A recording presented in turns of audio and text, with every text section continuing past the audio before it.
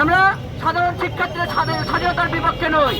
আপনারা বলছেন যে মুক্তিযোদ্ধারা তাদের ভাতা কমে, মুক্তিযোদ্ধারা তো ভাতা পাচ্ছে এবং তাদের সুযোগ সুবিধা পাচ্ছে, এবং এমনকি যারা মুক্তিযোদ্ধা রয়েছে তাদের দ্বিতীয় প্রজন্ম পর্যন্ত এই কোটার সুযোগ গ্রহণ করেছে, তাদের ছেলে মেয়েরাও এই কোটার সুযোগ গ্রহণ করেছে।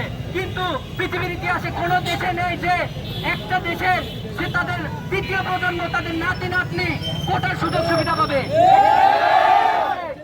এবং আমাদের পার্শ্ববর্তী রাষ্ট্র যদি ভারতের দিকে যদি তাকান, তাহলে সেখানেও কোটার ব্যবহার যদি কোনো পরিবার থেকে একজন করে, তাহলে পরবর্তীতে ওই কোটার ব্যবহার কোনো ওই পরিবার থেকে কোনো সন্তান করতে পারে না। কিন্তু বাংলাদেশে এসে কেন আমরা কোটার ধারাওভাবে ব্যবহার করব? গত কিছুদিন আগে বাংলাদেশ প্রতিদিনের একটা প্রতিবেদনে দেখবেন যে একই পরিবারের মেয়ে সহকারী জজে সুপারিশপ্রাপ্ত হয়েছে এবং ছেলে এসপি, আবার আরেক ছেলে শিক্ষা ক্যাডারে নিয়োগ পেয়েছে। একই পরিবারে 3 জন সন্তান তারা সরকারি চাকরি পেয়েছে। কিন্তু আমরা যারা মেধাবী রয়েছি তারা হাইস্ট নাম্বার পেয়েও আমরা আমাদের অধিকার বুঝে পাচ্ছি না। তাই অবিলম্বে কোটার যৌক্তিক সংস্কার করা হোক।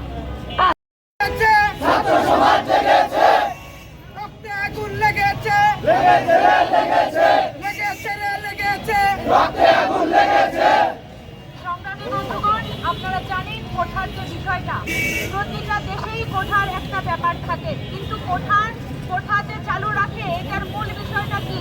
কোঠাকে একটা দেশে রাখতে হয় এই জন্য যে সেই দেশের পিছিয়ে পড়া যে জনগণ আছে তাদেরকে সামনের দিকে আনবার জন্য কোঠাকে দরকার আছে। কিন্তু আমাদের দেশের এই কোঠা ব্যবস্থা আছে ঠিকই, কিন্তু এই সুযোগ সুবিধাটা আসলে কারা পাচ্ছে?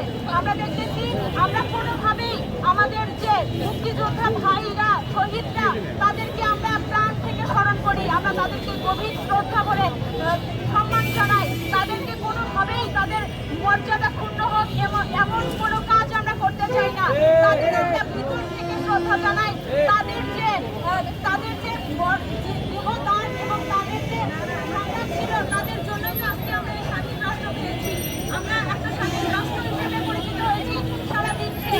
আমরা তাদেরকে সম্মান জানাই। কিন্তু বন্ধুগণ, তারা সেই সময় যে দেশে বৈষম্যকে দূর করার জন্য যে তাদের সংগ্রাম ছিল, তাদের যে ত্যাগ ছিল, তাদের যে চেতনা ছিল, আজকে স্বাধীন দেশের ৫৩ বছর পরে এসেও সেই বৈষম্য যখন হচ্ছে, যদি সেই শহীদ ভাইরা আজকে বেঁচে থাকতেন তাহলেও হয়তো তারা এই বৈষম্য চাইতেন না। কারণ তারা রক্ত দিয়েছিল, এই বৈষম্য দূর করার জন্যই, এই দেশের স্বাধীনতার জন্যই তারা কিন্তু যুদ্ধে নেমেছিল, তাদের জীবন দিয়েছিল। আমরা কিন্তু তাদের জাতি, আমাদের অমনিতে তাদের রক্ত হয়েছে। আবার যদি সেই বৈষম্য আসে তো আমরা কুণ্ঠিত হব না, আমরা পিছুপা হব না। আমরা বলছি কোঠার দরকার আছে। সেই কোঠা হবে 5 মাসের কাজের জন্য, সেখানে থাকবে ক্ষুদ্র নিগোষ্ঠী এবং প্রতিবন্ধী কোঠা। আরো আমরা থাকবে আদিবাসীরা, পার্বত্য অঞ্চলের যে পিছিয়ে পড়া আদিবাসী গোষ্ঠী আছে তাদের জন্য এই কোঠার দরকার আছে।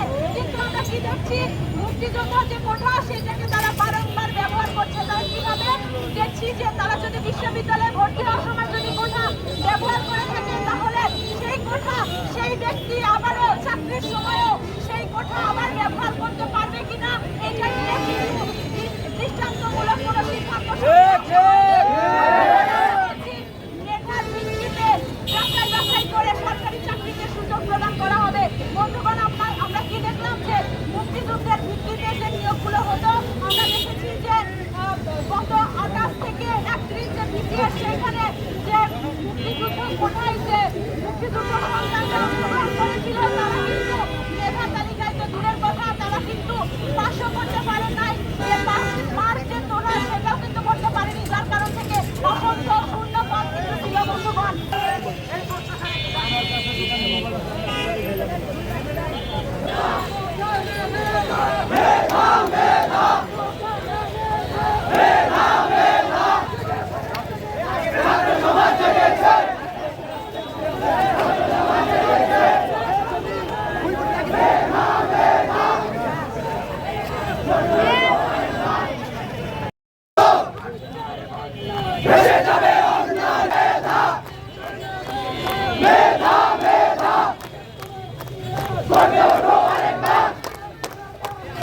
বৈষম্যের ঠাঁই নাই।